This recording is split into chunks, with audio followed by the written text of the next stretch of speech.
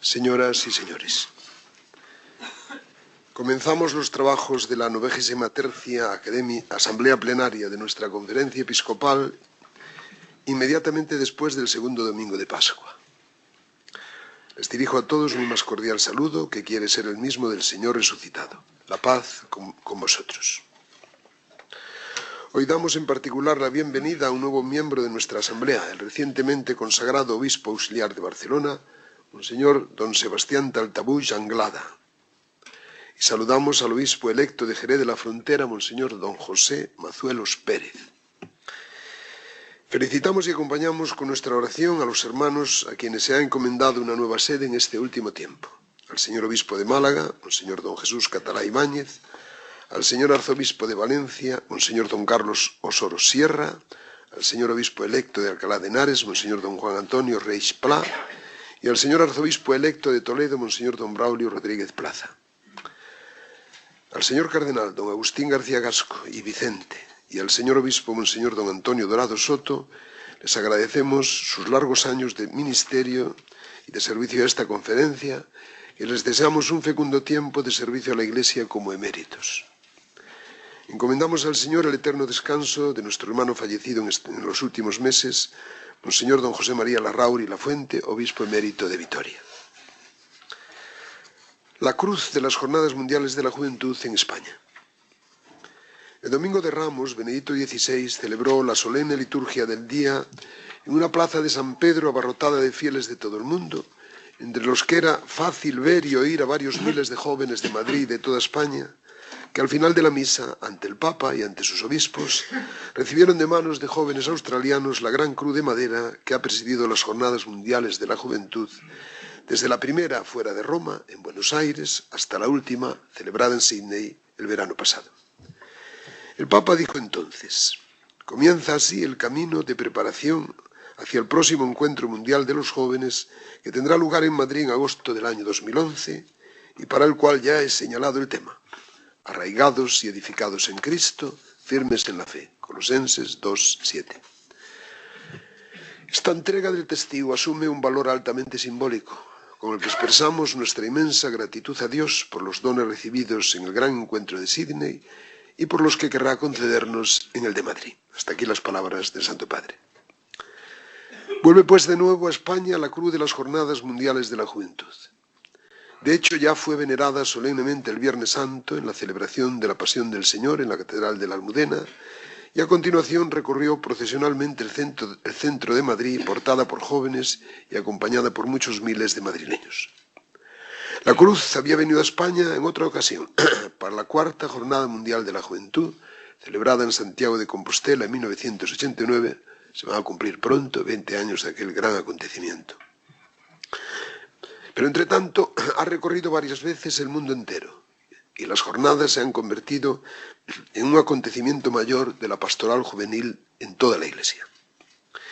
En efecto, la iniciativa del siervo de Dios Juan Pablo II ha ido adquiriendo carta de ciudadanía en el orbe católico.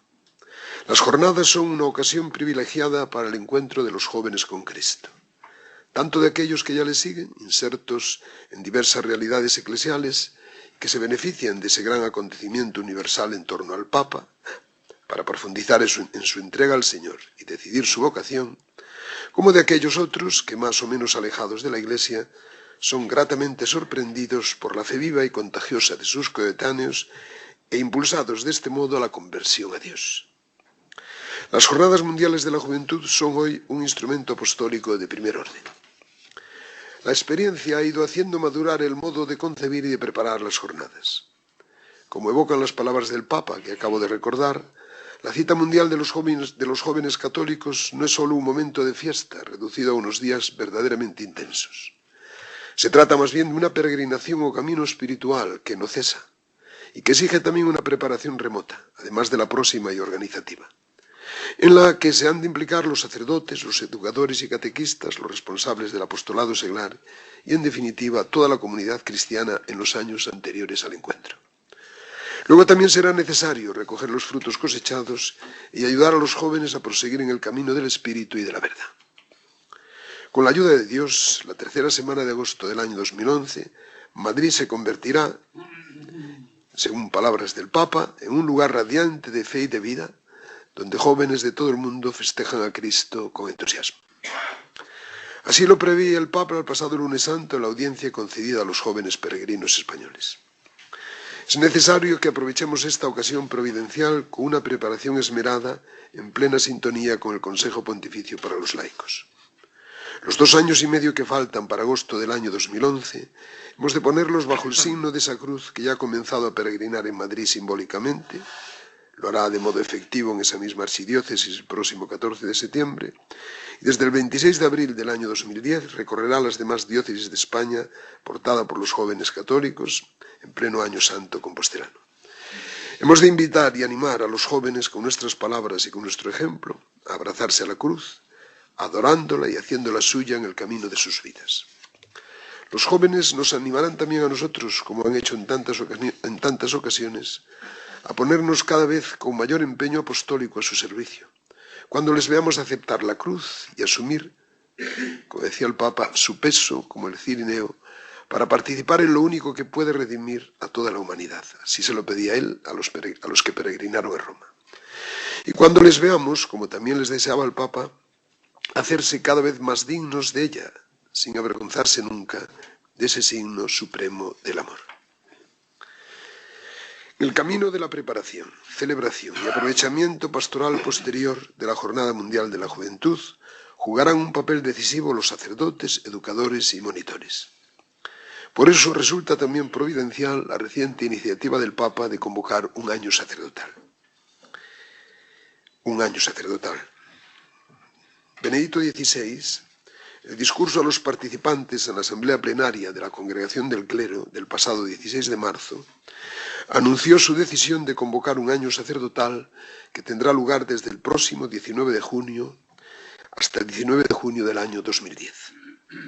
La ocasión la proporciona la conmemoración del 150 aniversario de la muerte del santo cura de Ars, Juan María Vianney, 1766-1859, patrono de los párrocos, a quien el Santo Padre califica de verdadero ejemplo de pastor al servicio del rebaño de Cristo. Un sacerdote prácticamente de nuestros tiempos, canonizado en 1925. Ante la Congregación para el Clero, el Papa iluminó con concisas y clarividentes palabras la identidad misionera del presbítero en la Iglesia como dimensión intrínseca del ejercicio de los tria munera. Sus reflexiones apuntaron hacia, palabras de él, la indispensable tensión hacia la perfección moral que debe existir en todo corazón auténticamente sacerdotal. Porque, aunque sea verdad que la pura eficacia sacramental de la acción de los sacerdotes no depende de su situación existencial, sin embargo, la eficacia de su ministerio depende, sobre todo, de su tensión hacia la perfección espiritual. La misión del presbítero, marcada por tal tensión espiritual, se lleva a cabo en la Iglesia. Se caracteriza, por tanto, por una cuádruple dimensión: eclesial, de comunión, jerárquica y doctrinal, que es absolutamente indispensable para toda auténtica misión, y sólo ella garantiza su eficacia espiritual. La misión es eclesial porque todo sacerdote sabe que no se anuncia a sí mismo, sino que a través de su propia humanidad es otro quien quiere darse al mundo. Dios es la única riqueza que, en definitiva, los hombres desean encontrar en un sacerdote. La misión del presbítero se realiza en comunión, no tanto a causa de determinados aspectos de visibilidad social, por más relevantes que sean, cuanto porque tal socialidad eclesial deriva esencialmente de la intimidad divina, de la cual el sacerdote está llamado a ser experto, para poder llevar con humildad y confianza las almas a él confiadas al mismo encuentro con el Señor. La misión implica una esencial dimensión doctrinal, porque exige no solo conocimientos teológicos rigurosos, sino también una formación espiritual permanente. En esta formación hunde sus raíces el ministerio sacerdotal, y ha de ser llevada a cabo en comunión con la tradición eclesial ininterrumpida, sin rupturas ni tentaciones de discontinuidad. En este sentido, prosigue el Papa, es importante fomentar en los sacerdotes, sobre todo en las generaciones jóvenes, una correcta recepción de los textos del Concilio Ecuménico Vaticano II, interpretados a la luz de todo el patrimonio doctrinal de la Iglesia. La misión del presbítero se inserta en la constitución jerárquica de la Iglesia, porque como Iglesia y como sacerdotes anunciamos a Jesús de Nazaret, Señor y Cristo, crucificado y resucitado, soberano del tiempo y de la historia, con la alegre certeza de que esta verdad coincide con las expectativas más profundas del corazón humano. Pues bien, la centralidad de Cristo trae consigo la valoración correcta del sacerdocio ministerial, sin el cual no existiría la Eucaristía, ni por tanto la misión, ni la Iglesia misma.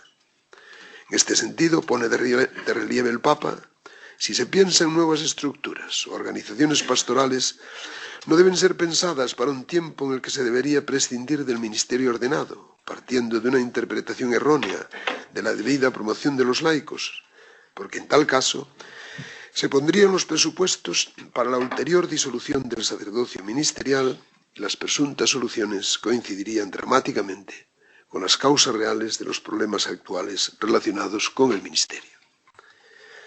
El Papa no olvida recordar que en todo ello también parece urgente la recuperación de la convicción que impulsa a los sacerdotes a estar presentes, identificables y reconocibles, tanto por el juicio de fe como por las virtudes personales e incluso por el vestido, en los ámbitos de la cultura y de la caridad, desde siempre en el corazón de la misión de la Iglesia. El año sacerdotal significa sin duda una gracia, una oportunidad providencial y una llamada a nuestra responsabilidad de obispos para que con sentimientos y entrañas de pastores y de hermanos abordemos a la luz de la fe y de la riquísima doctrina del Concilio Vaticano II y del magisterio de Juan Pablo II y de Benedicto XVI la situación humana y espiritual de nuestros sacerdotes. Todo parece indicar que nos encontramos ante una hora decisiva para la renovación de lo que la exhortación apostólica postsinodal Pastores Dabo Vobis llama la pastoral presbiteral. A las generaciones de tantos beneméritos sacerdotes que han permanecido fieles a su vocación y a las promesas del día de su ordenación sacerdotal, tantas veces de modo heroico, han seguido nuevas generaciones de sacerdotes que brotan en número creciente, con las que de nuevo sigue alumbrando la esperanza. Hay un reto para nosotros, obispos diocesanos, y desde luego también para nuestra conferencia episcopal. Un reto que nos surge por igual y sin demora posible. Del aumento de las vocaciones sacerdotales y del consiguiente rejuvenecimiento de nuestros presbiterios depende decisivamente la posibilidad humana, espiritual y apostólica de la evangelización de nuestra sociedad y de sus jóvenes generaciones.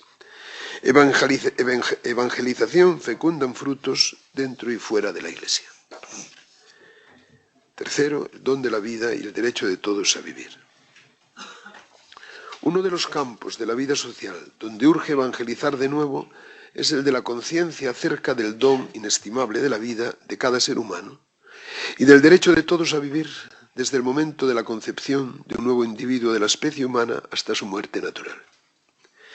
Es conocida la certera sentencia del filósofo Julián Marías, que pensaba que la aceptación social del aborto es, sin excepción, lo más grave que ha acontecido en este siglo que se va acercando a su final, refiriéndose al siglo XX. Escribía el año 1992. En efecto, el crimen del aborto ensombrece desde siempre la historia de la humanidad. Pero ha sido precisamente en el siglo pasado cuando amplios sectores sociales han empezado a considerar públicamente que eliminar a los que van a nacer no sería algo de por sí reprobable, y cuando tal mentalidad ha encontrado eco en las legislaciones que han dejado de proteger de modo adecuado el derecho de todos a vivir. El siervo de Dios Juan Pablo II acuñó la expresión el Evangelio de la vida, en especial en la carta encíclica del mismo nombre, firmada el 25 de marzo del año 1995. Poniendo vigorosamente de relieve todas las exigencias éticas que se desprenden del mensaje y del testimonio de Jesucristo, en quien Dios mismo, por la encarnación del Hijo, se ha unido en cierto modo a cada hombre, confirmando de modo inaudito el carácter sagrado de la vida de todo ser humano. También España se vio inmersa en las últimas décadas en el mencionado proceso de deterioro de la conciencia moral en lo que toca al valor sagrado de la vida humana. Desde la legislación despenalizadora de 1983, la situación ha ido empeorando tanto en la práctica como en las leyes. Ante esta situación, los obispos españoles y la Conferencia Episcopal Española nunca hemos dejado de anunciar el Evangelio de la vida en su integridad, de denunciar las leyes injustas, proponiendo la doctrina de la Iglesia con absoluta independencia de las cambiantes coyunturas políticas. Ya en 1974 hubo una intervención pública aconsejada por ciertos debates del momento. Las declaraciones e instrucciones al respecto se produjeron luego sucesivamente en 1983, varias en 1985, 1991, 1994, de nuevo varias en 1998, dos en el 2000 y una en el 2001. Muestra especial de cómo la enseñanza fiel y la práctica personal, privada y pública, de lo que exige el Evangelio de la vida a todo cristiano, ha estado en el centro de nuestro interés y de nuestras preocupaciones pastorales en todos estos años, ha sido la instrucción pastoral de esta asamblea plenaria, publicada en abril del año 2001, bajo el título de la familia, santuario de la vida y esperanza de la sociedad. No queremos ni podemos cejar en este empeño de proclamar el Evangelio de la vida en toda su belleza y con todas sus consecuencias. Su presupuesto antropológico y existencial imprescindible es el Evangelio de la familia, como queda de manifiesto en la mencionada instrucción pastoral. La labor de nuestra subcomisión episcopal para la familia y la defensa de la vida aparece así en toda su importancia y actualidad pastoral. Predicar el Evangelio de la vida y de la familia y ponerlo en práctica en la vida personal y social no es hacer política, en el sentido estricto de esta palabra. Se trata más bien de procurar, por medios legítimos, el reconocimiento efectivo de aquellos valores éticos fundamentales que trascienden, preceden y sustentan la misma acción política, en particular cuando se pretende conformar la vida en sociedad de acuerdo con los principios de un Estado democrático de derecho. Juan Pablo II enseñaba a este respecto: si por una trágica ofuscación de la conciencia colectiva el escepticismo llegara a poner en duda hasta los principios fundamentales de la ley moral, el mismo ordenamiento democrático se tambalearía en sus fundamentos, reduciéndose a un puro mecanismo de regulación empírica de intereses diversos y contrapuestos. No faltan entre nosotros quienes al menos de hecho parecen querer reducir la democracia a tal mecanismo empírico de regulación de intereses, cuando afirman que las leyes deben representar simplemente una especie de denominador común de las diversas opiniones e intereses presentes en la sociedad, aun cuando lo que esté en cuestión sea nada más y nada menos que el derecho fundamental a la vida de los más débiles e inocentes, como son los que van a nacer.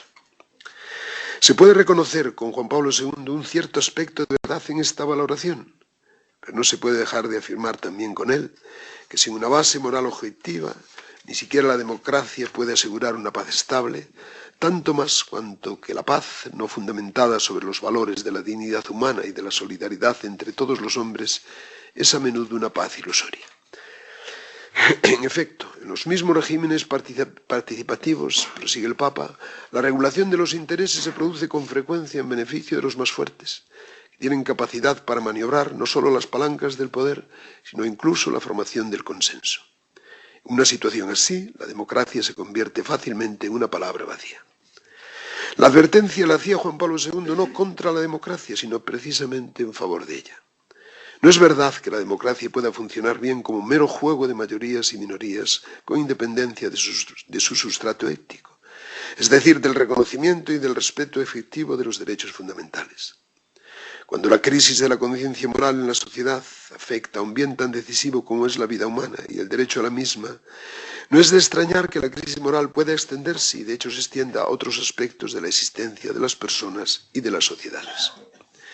Debemos recordar de nuevo el derecho fundamental e inalienable de los padres y de las escuelas, en colaboración con ellos, a educar a sus hijos en los principios morales y religiosos que libremente asumen y cultivan.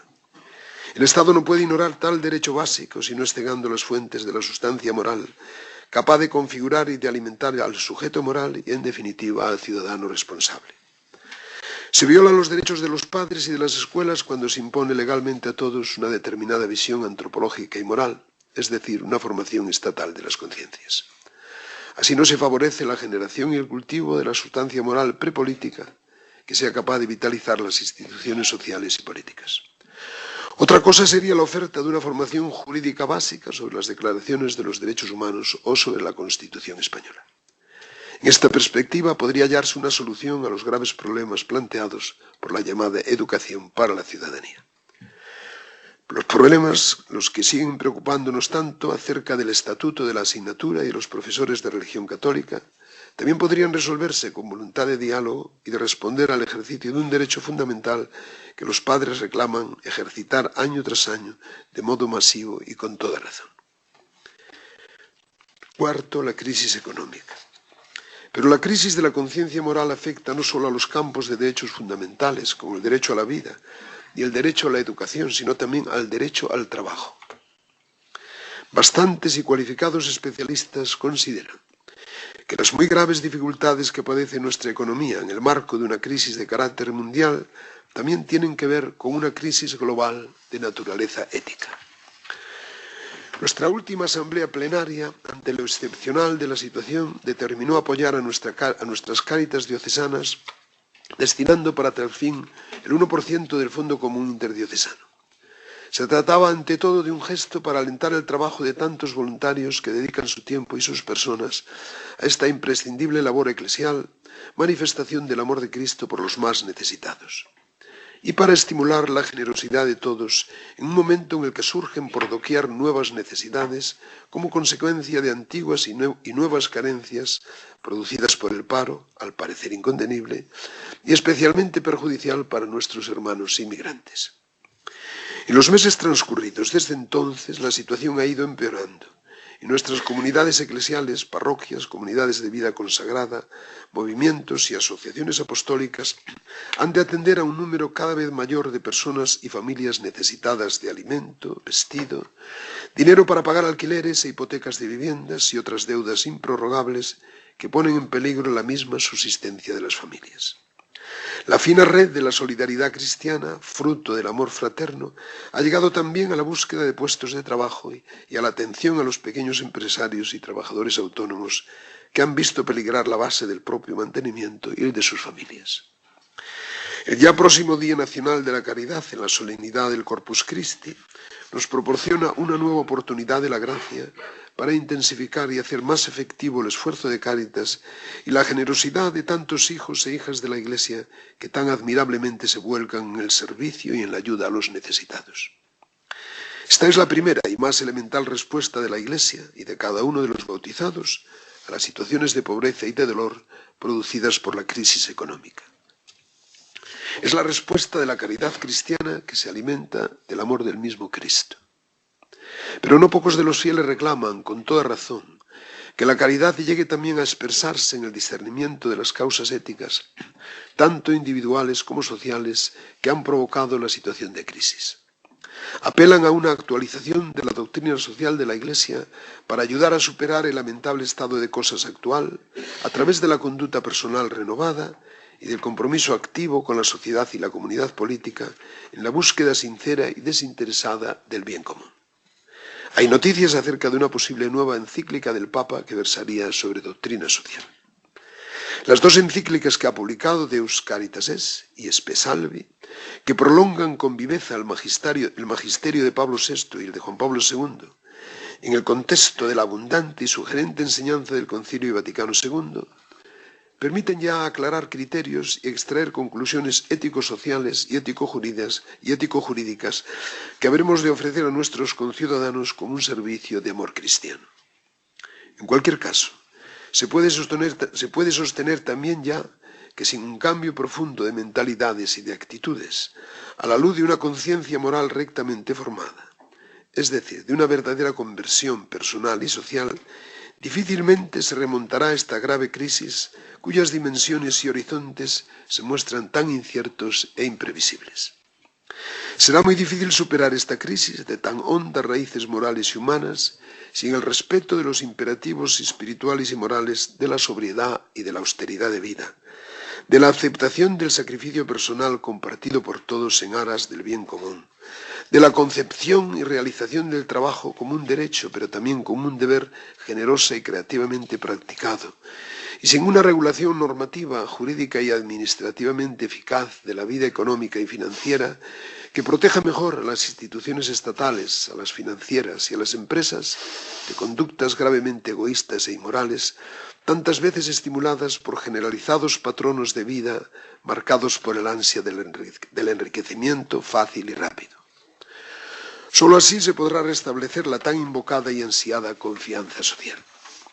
Como Iglesia y como católicos, nuestra responsabilidad es muy grande en estas circunstancias de tanto dolor para hermanos nuestros y de tanta incertidumbre respecto a la salida de la crisis. Hemos de dar ejemplo y abrir el camino a la conversión, tanto con nuestra vida personal y familiar como en la social e institucional. Si siempre es obligado el compromiso de los católicos en la vida pública, en esta hora histórica lo es mucho más. Nuestro primer y principal recurso doctrinal y existencial es el del Evangelio de Jesucristo, crucificado y resucitado para nuestra salvación y la del mundo entero, es decir, el abrirnos al don del Espíritu Santo y a la gracia del amor. Conclusión. El 11 de octubre de este año, antes por tanto de que se celebre nuestra próxima asamblea plenaria, Benedicto XVI canonizará en Roma a dos nuevos santos españoles, el hermano Rafael y el padre Coll. Ambos son bien conocidos. Rafael Arnaiz Barón, 1911-1938, un joven del siglo XX, joven monje cisterciense, a través de sus escritos, cristalina y original traducción al lenguaje y al mundo del siglo XX de las inquietudes místicas de nuestros clásicos de la Edad de Oro. Francisco Coll y Guitart, 1812-1875, a través de su obra Las Hermanas Dominicas de la Anunciata, y por su ejemplo de celo apostólico en una iglesia necesitada de renovación y vigor apostólico y en un mundo descristianizado que no ha dejado de ser el nuestro. Nos encomendaremos en Roma a su valiosa intercesión. Y les encomendamos también hoy los trabajos de nuestra asamblea, que nos guíe la estrella de María, la Madre de la Iglesia. No quisiera terminar sin reiterar expresamente nuestra sincera y cordial felicitación al Santo Padre por su cumpleaños y por el cuarto aniversario de su elección como romano pontífice, o sea, sucesor de Pedro. También nuestra adhesión a él, a su persona y a su magisterio. Ya lo hizo así el comité ejecutivo de nuestra conferencia hace algunas semanas. Al comenzar esta plenaria de primavera expresamos de nuevo nuestro afecto, nuestro apoyo filial al Papa. Ad multos annos.